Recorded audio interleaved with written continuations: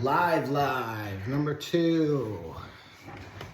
Second time live. So today, it's Bill's story in the AA, Alcoholics Anonymous, in the 4th edition, big book. We've done the preface, foreword to the 1st, 2nd, 3rd, 4th edition, the doctor's opinion, and, I'm just reading the big book, the first 164 pages, and putting it on YouTube. It is what it is, I like reading it, and maybe there's somebody somewhere that'll stumble upon this at some point in existence and could get something out of it. I don't know. I used to go to this big book meeting in Hallandale, and I can't remember the guy's name, but every Thursday, I think it was, big book study. That's all that was ever happening for years and years and years and years and years. Just first 164, go back through. And that guy was awesome, dude. He was like a British guy. That was a great meeting. All right, so this is Bill's story, technically chapter 1. So as I talked about before, reading books for me, in high school, college, whatever it was, I never read the preface. I never read a foreword. I never read a note from the author. I would just skip to chapter 1. Now, had I done that in this case, had we done that, we would have missed a lot of cool information. So I'm going to try to, just see how it goes. All right. So this is Bill's story, chapter 1. I don't know why this keeps doing this. All right. War fever ran high in the New England town to which we knew young officers from Plattsburgh were assigned, and we were flattered when the first citizens took us to their homes, making us feel heroic. So this is Bill Wilson's story, okay?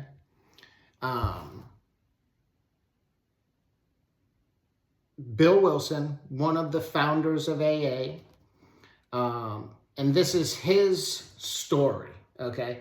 So what you would do is you're reading this book and you imagine, okay, like, you could look up a picture of Bill Wilson online or something, but imagine this dude is sitting over here in the corner and you're like, hey man, so I think I might be an alcoholic.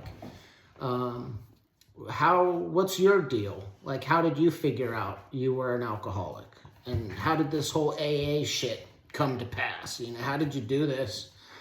And he'd probably tell you something like, I was just a drunk like you, But this is Bill's story. So this is World War I, when he's talking about war fever ran high in the New England town to which we knew young officers from Plattsburgh were assigned. And we were flattered when the first citizens took us to their homes. I think Bill was born in 1890. Something, 1896 or something like that. So he's probably 1896, 1906, late teens here in this case. And he's like off to war, right? But he's in New England training and all that stuff. He's not overseas at this point. But he's in the army, feels important. The people are flattering them and making them feel heroic. And they're just, haven't even left yet, but okay. Here was love, applause, war, moments sublime with intervals hilarious. I was a part of life at last.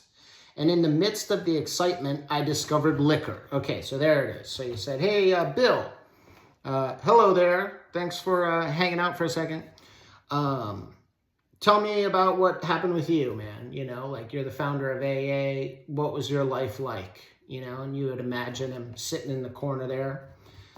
And he says, war fever ran high in this New England town to which we knew. No, that's not what he sounded like. But he's explaining. So join the army.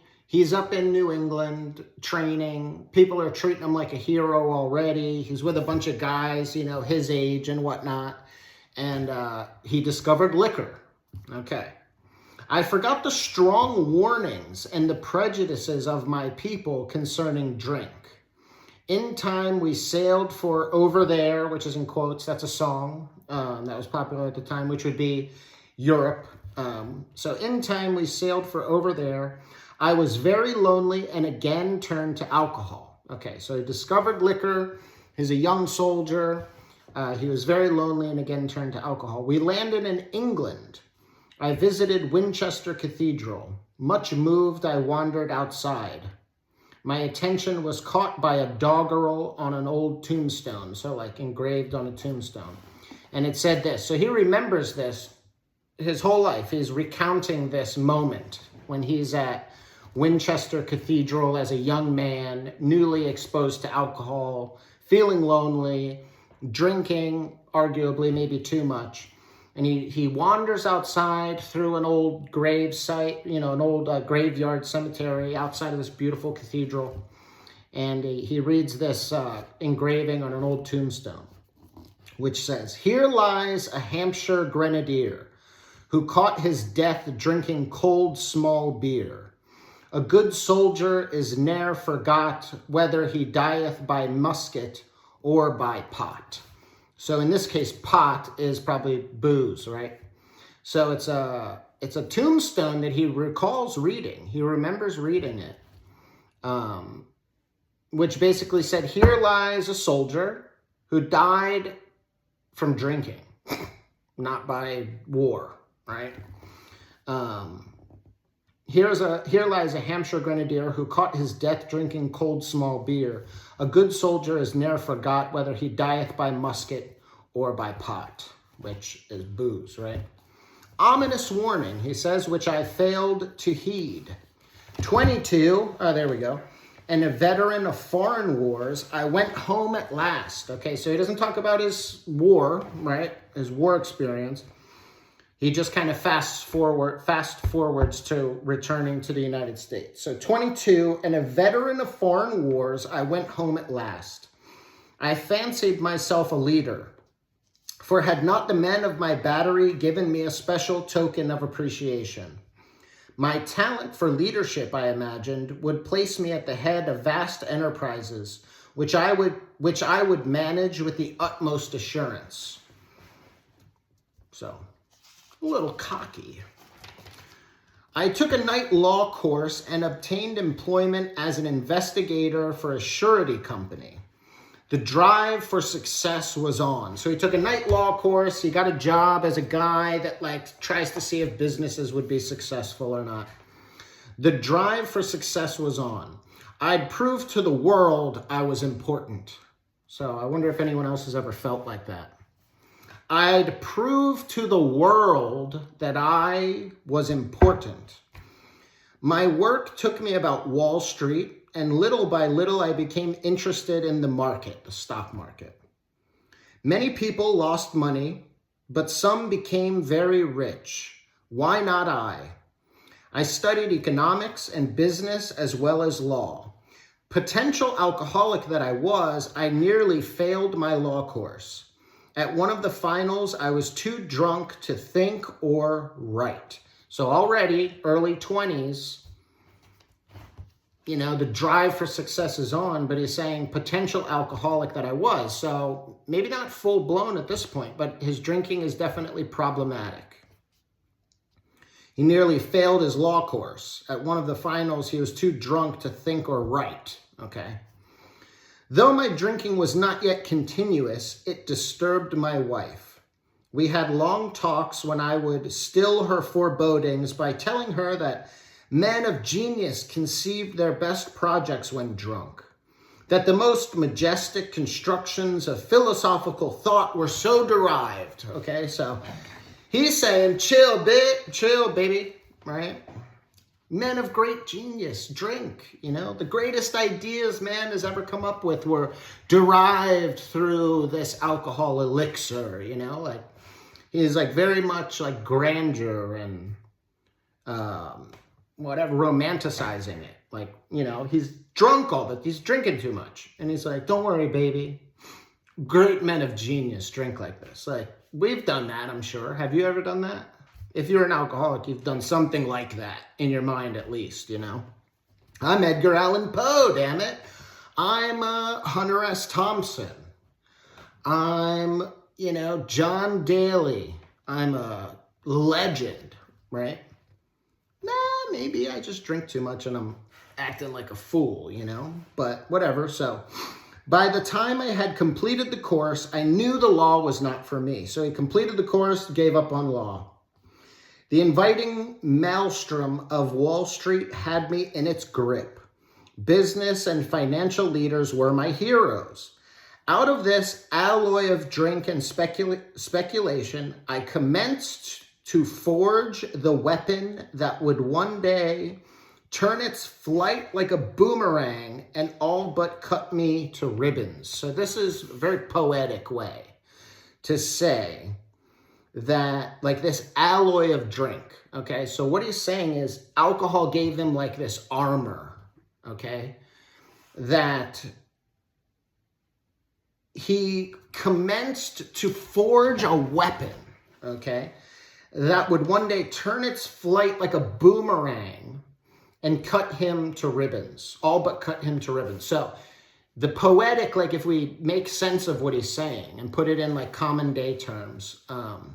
So for a lot of us, drinking is our superpower, you know? It's our armor, it's our protection, it's our confidence, it's our creativity. It is, hello to everyone, reading the big book, right? Drinking is like our protection, armor, confidence, creativity, happiness, personality, social, life of the party, funny, whatever it gives us that we like, and then we perfect it. So what he's saying is like, I commenced to forge the weapon. So it's like you imagine he's forging this sword or something, right? That he uses to, you know, bust his way through life. And we'll read, I mean, at times become very successful for periods of time and do crazy shit that people thought was impossible, right? So that's what alcohol did for him. But then one day, this incredible sword that I have created that has allowed me to just bust my way through life through drinking, it turns its flight on him like a boomerang and all but cuts him to ribbons. So the same thing that allowed him to be wildly successful is what inevitably brings about his downfall, which I think is true for a lot of us if we are alcoholic. So that's what he's saying in a very poetic way, right? And I have that highlighted because I like that line. Out of this alloy of drink and speculation, I commenced to forge the weapon that would one day turn its flight like a boomerang and all but cut me to ribbons. So in like simple, you know, I perfected this thing through drinking that eventually came and bit me in the ass, right? And ended up being my greatest liability. Living modestly, my wife and I saved $1,000. So in like the 20s, that would be equivalent to today's money, like 15, 16, 17 grand. I went into certain securities, then cheap and rather unpopular, so like investments, I guess. I rightly imagined that they would someday have a great rise. So he was correct. He invested in stuff that blew up. I failed to persuade my broker friends to send me out looking over factories and managements, but my wife and I decided to go anyway. I had developed a theory that most people lost money in stocks through ignorance of markets. I discovered many more reasons later on. So this is what I'm talking about. He's working for like a brokerage. He's telling them, hey, you should invest in that. You should invest in that. And he's right. He's making good calls.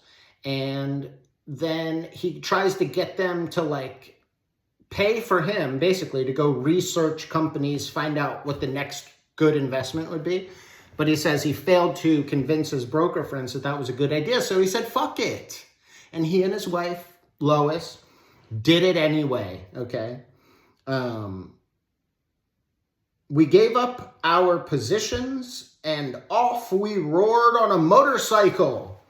The sidecar stuffed with tent, blanket, a change of clothes, and 3 huge volumes of financial reference service. So he's working for a brokerage. He said, hey, you guys should send me out to do all this research. They said, nah, bro, we're not going to do that. So he said, all right, fuck it. Sold his house, sold his shit, put his wife on a motorcycle, and they went and started researching companies, okay, on their own. Our friends thought a lunacy commission should be appointed, right? Which means like these people are crazy. Perhaps they were right. I had had some success in speculation, so we had a little money, but we once worked on a farm for a month to avoid drawing on our small capital. That was the last honest manual labor on my part for many a day. So we covered the whole eastern United States in a year. And at the end of it, my reports to Wall Street procured me a position there and the use of a large expense account. The exercise of an option brought in more money, leaving us with a profit of several $1,000s for that year, okay? So what he's saying is they did this crazy thing. They went out on a motorcycle. They, researched different companies and farms and different things, whatever it was at the time, came back to Wall Street to his broker buddies. And he's like, hey, man, I got all this data that shows you which of these companies would be a good investment. It worked. His information was correct. So they go, Bill, hey, buddy, come into the big office. Here's an expense account. Here's some money, So he made it. His idea paid off. He says the exercise of an option, he basically bought a stock or something at a set price and whatever. Look up what an option is. Whatever, dude. But more money, right? It brought in more money, leaving them with a profit of several thousand. So if they saved up 1,000, and that was like 15 grand at the time, like our money, if we were saying like for us with inflation and all that, today's money would be we saved 15 grand. So they ended that year with a profit of several thousand. Okay, so like, 45,000, 50 grand or something for the year in our money, right? In our money today.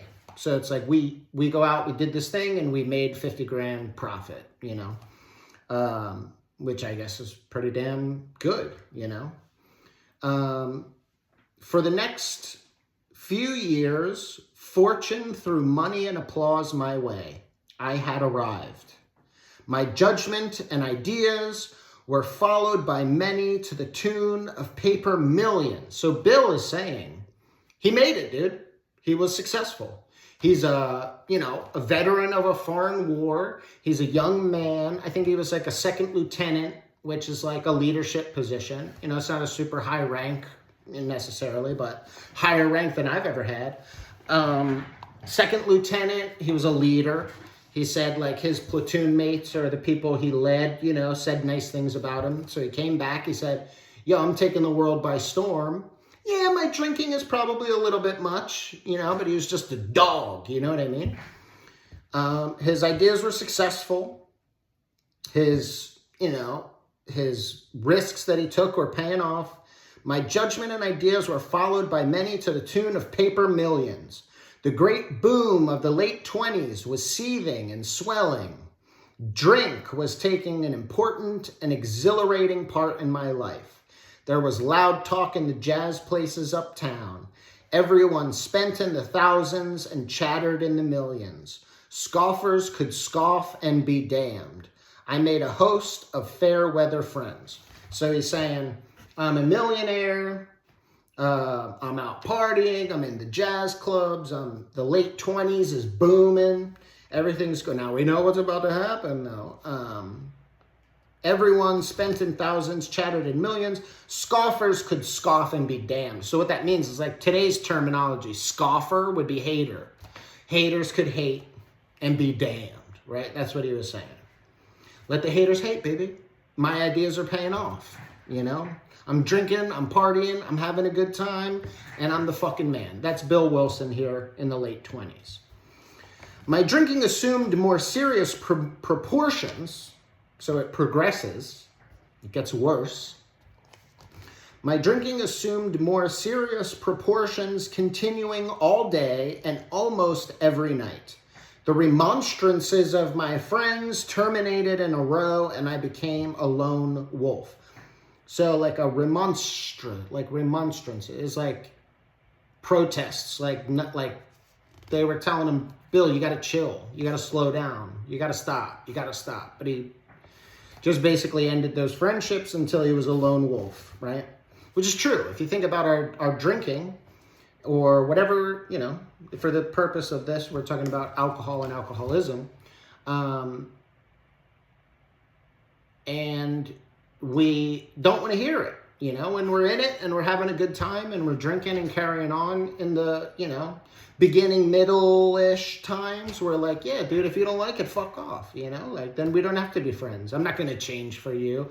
Look at how successful I am. I'm a millionaire. That's what Bill's saying.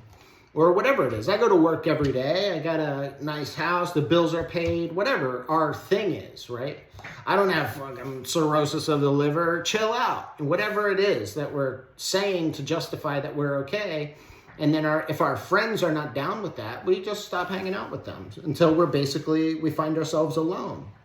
So he's saying, my friends terminated in a row and I became a lone wolf. Which, dude, that's a really poetic way of saying, you know, I lost all my friends because I'm a drunk.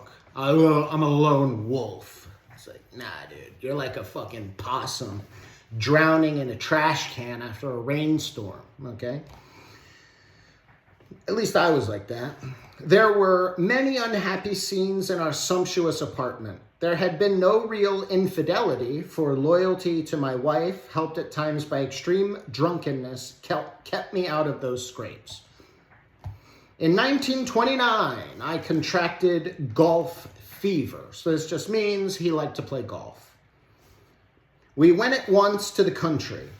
My wife to applaud while I started out to overtake Walter Hagen. So if we were putting it in today's terms, my wife to applaud while I set out to overtake Tiger Woods, right? Like to become the best golfer in the world, which is ridiculous, you know. But that's what's going on in his head. He's like giving you a peek into his mind. My wife to applaud while I become a professional golfer. No, that's not what was happening, dude. You're drunk. You moved out to the country. Your wife is going because she's a loyal, loving woman, right?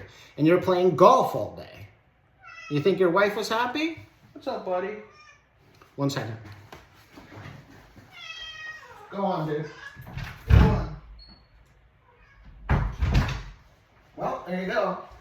I guess that's what happens. I guess that's what happens when it's live. Okay, I'm not going to edit that.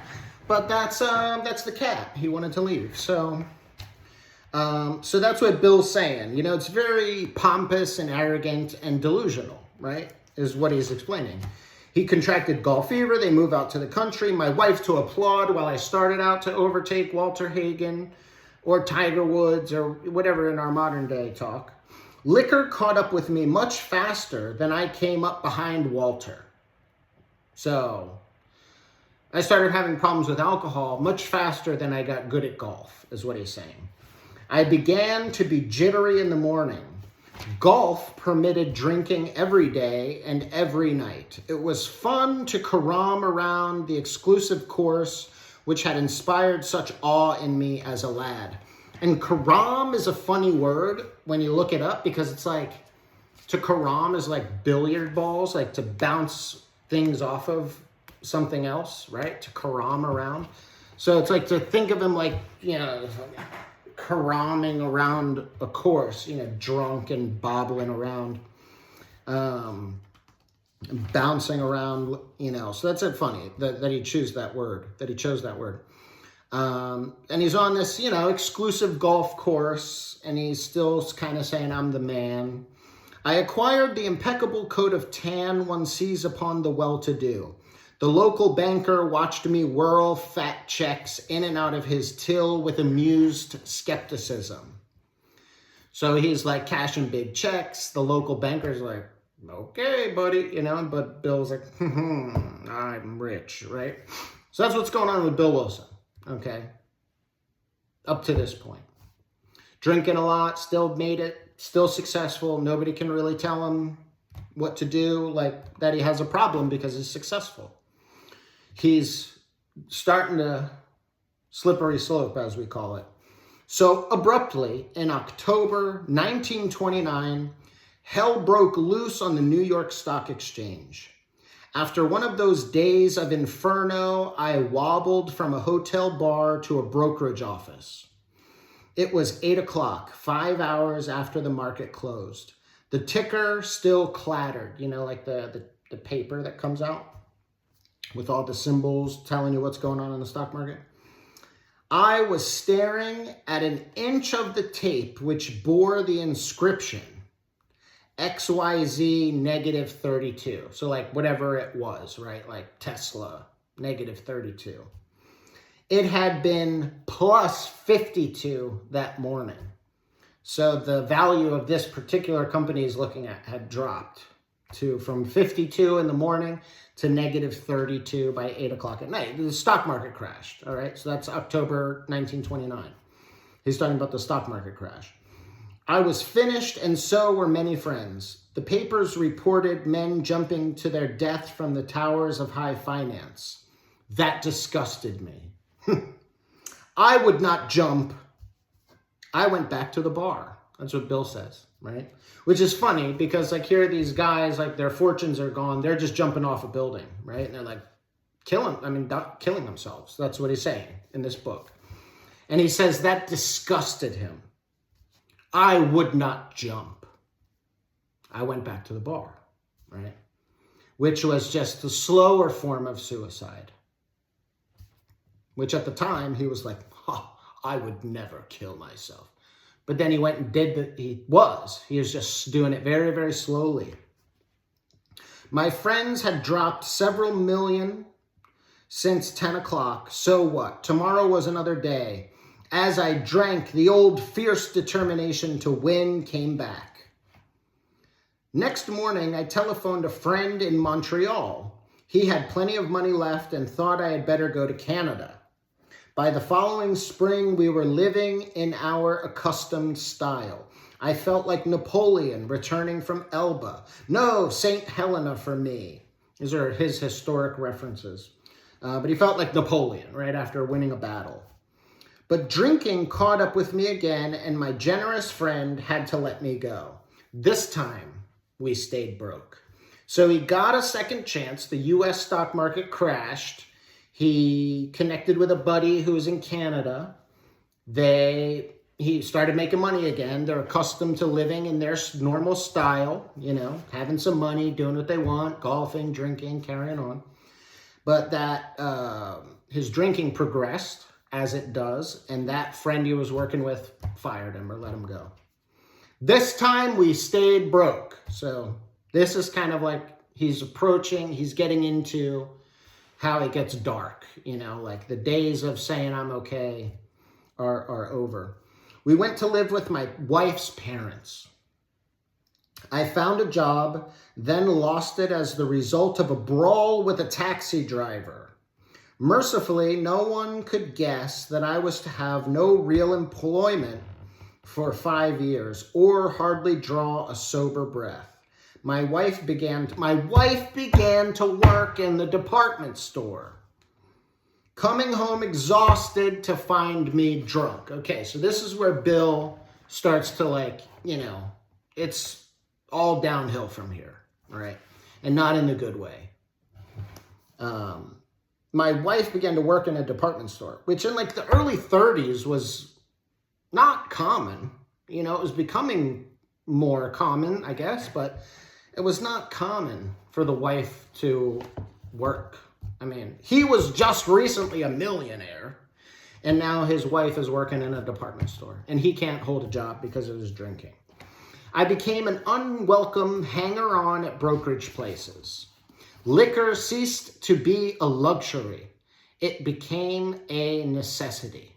Okay, so there's an interesting thing I heard one time, is addiction or drinking starts out fun, it becomes a habit, and ends up being a need, okay? Drinking, partying, drugs, whatever, if we get addicted to it, It started out fun, it became a habit, it ends up being a need. And that's what Bill is saying, it's a necessity. And recovery, or getting sober, is the same process backwards. It starts out as a need. I need to get sober because my life is falling apart. I need to go to meetings, I need to go to treatment, I need to do this stuff because otherwise my life is falling apart. Starts out as a need, then it becomes a habit. Then eventually you're like, well, I just go to meetings, every day, multiple times a week. I have a sponsor and I'm working some steps with that. It becomes a habit. You don't really think about it. It's just a habit now. And it ends up being fun. Being sober ends up being fun. A sober life ends up being fun and exciting and fulfilling. But it's the process backward. Getting addicted. Fun, habit, necessity, need. Recovery, need, habit, fun. It's the same process backwards, okay? So this is just a little sidebar. It became a necessity for him, drinking. Bathtub gin, 2 bottles a day, and often 3, got to be routine. So that's what he's saying.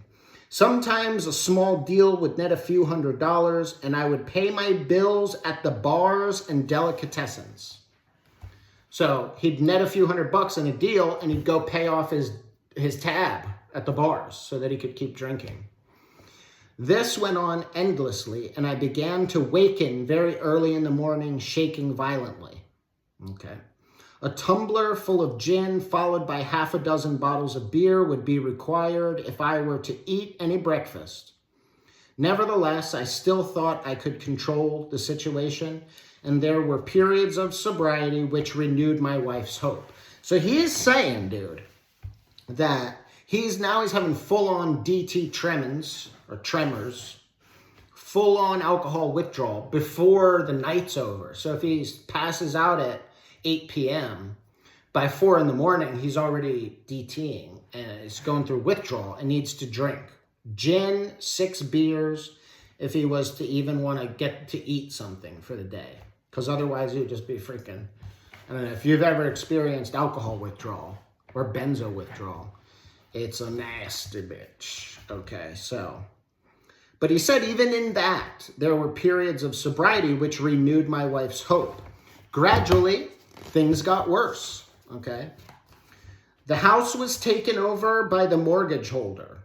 My mother-in-law died. My wife and father-in-law became ill. Then I got a promising business opportunity. Stocks were at the low point of 1932, and I had somehow formed a group to buy. I was to share generously in the profits. Then I went on a prodigious bender, and the chance vanished. So he put together a deal to buy some stocks. He was going to make a bunch of money. But a couple days before that, he started drinking, which we talk about in the doctor's opinion yesterday, I believe, or the day before. So this is what Bill's saying. He was able to get it together, and then the doctor, okay, yeah. So Bill, we can just reference back to the doctor's opinion real quick. Bill's saying periods of sobriety, okay? So he went on a spree. He emerged remorseful with a firm resolution not to drink again. He was able to not drink for a period of time, and then took a drink a couple days prior, and the phenomenon of craving became paramount to all other thoughts or all other objectives, remember? So in the doctor's opinion, it says, I have had many men who had, for example, worked a period of months on some problem or business deal, which was to be settled on a certain date favorable to them. That's what Bill is saying. I got a promising business opportunity. Stocks were at the low point. I had somehow formed a group to buy. I was to share generously in the profits. Then they took a drink a day or so prior to the date. And then the phenomenon of craving at once became paramount to all other interests, so that the important appointment was not met. So that's from the doctor's opinion. This is Bill. Then I went on a prodigious bender, and the chance vanished. So this is what the doctor's opinion is talking about. Bill went through these things, okay? And now we can point back and go, that's what that was. Oh, wow. Holy shit. That's cool. All right. So the chance vanished. I woke up. This had to be stopped. I saw I could not take so much as one drink. I was through forever. Before then, I had written lots of sweet promises, but my wife happily observed that this time I meant business. And so I did. He emerged from a spree, emerging remorseful with a firm resolution not to drink again. This is repeated over and over unless this person can experience the entire psychic change. Bill has not experienced the psychic change yet. He's just going through sprees. He gets it together, firm resolution. He says, this time I meant business. And he meant it. He meant it truly. I'm not going to drink again. I can't stand seeing my wife like this. And we've probably felt like this at some point. I don't want to hurt these people or myself anymore. It's a firm resolution not to drink. Shortly afterward, I came home drunk. There had been no fight, he says. Where had been my high resolve? I simply didn't know. It hadn't even come to mind. Someone had pushed a drink my way and I had taken it. Was I crazy? So I began to wonder, for such an appalling lack of perspective seemed near being just that. Okay, so I'm going to mark this here. And part 1. All right. But that's awesome, man, because it's right there. And we don't have to go back that far to find it in the doctor's opinion, right? So I'm like flipping back between Bill's story and the doctor's opinion because they're pointing to each other. You know, Bill's talking about he's telling us his story. And you can go back and go, oh, yeah, that was a spree. How many times have I done that? So, firm resolution not to drink again. He meant it. Truly, he meant it. From the bottom of his heart, he meant it. He wasn't lying. Someone pushes a drink across the table and he drinks it without a thought. So that's what an alcoholic deals with, is that it's not that we don't care. It's not that always we say, fuck it, or I don't care about these people that I love. It's just the mental defense against taking a drink vanishes. And then we're like, it's some kind of thing that we have, you know, that an average temperate drinker does not experience. So he's saying there had been no fight. He wasn't sitting at the bar. Some guy goes, hey, Bill, here you go, whiskey. And he goes, no, man, I just blew a huge deal that I would have made a bunch of money on. Like, I've been fighting with my wife. My wife works at a freaking department store down the street. I lost the house. My mother-in-law died. My father-in-law's sick. My wife is sick. Like, no way, dude. No way. No, thank you, but I'm not drinking. None of that happened. He just took the drink. So he's saying, like, I began to think I'm crazy. Was I crazy? I began to wonder, for such an appalling lack of perspective seemed near being just that. So such an appalling lack of being able to go, wait a minute. I probably shouldn't have that drink. Like he's saying, I must be crazy, okay? And I think that's good for part 1 of Bill's story. This might be like 3 parts, dude. Bill's story is still, we got a bunch of pages. But, all right, yeah, that's it. Bill's story, part 1. You know, Bill is in the progression of alcoholism. So that's also why Bill's story is really illuminating, too, because it shows you the progression. Alcoholism would be considered a chronic progressive illness, meaning chronic, it's never eradicated from the system. It's chronic, it'll be there forever, and it's progressive. It gets worse over time. Okay, it's a chronic progressive illness.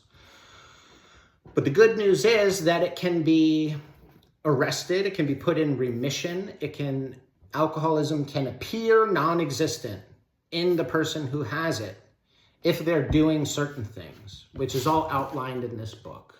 And that's the main point of all of this, is that if you are drinking now, or if you're in early recovery, or whatever the situation is, right, is we can do the things outlined in this book And it's going to, number one, make our alcoholism seem like it doesn't exist. But we have to remember that it does. It's a chronic progressive illness.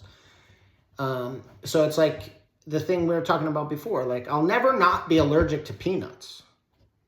I'll always be allergic to peanuts. It doesn't matter if I don't eat peanuts for 30 years. I'll be allergic to them in 30 years. So what I have to do is not eat peanuts if I don't want to almost die, okay? Now that's an example. I'm not personally allergic to peanuts. I'm using that as an example. So the same thing with alcohol.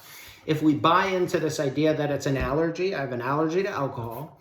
The allergy is the manifestation of a craving to drink. The craving overtakes our mental state to where it becomes paramount to all other things, is to drink more, keep drinking. If we buy into that, then I have an allergy to alcohol.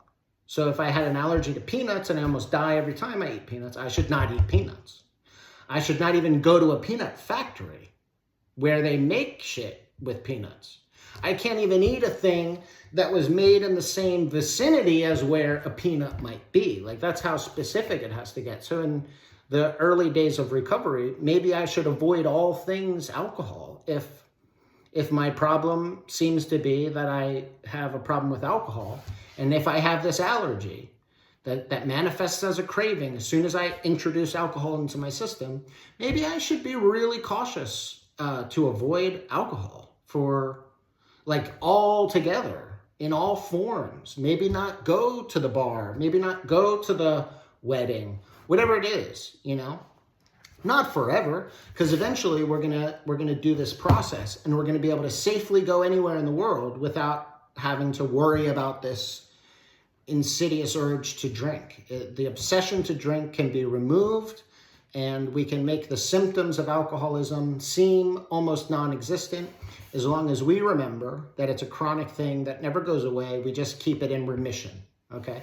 If we do certain things on a daily basis, one day at a time, we can put this thing in remission and keep it under control to where we can live a happy, fulfilling, functional, exciting, happy life. You know, I think that is what's possible for us. It's not like a whole lifetime of wanting to drink and I can't. It's like, you know, it's been 18 years for me and I don't want to drink. I don't want to, you know.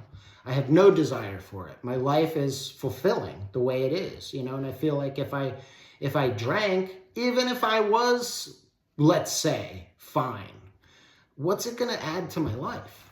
You know, what's it going to do for me that I can't already experience? I don't get it, you know.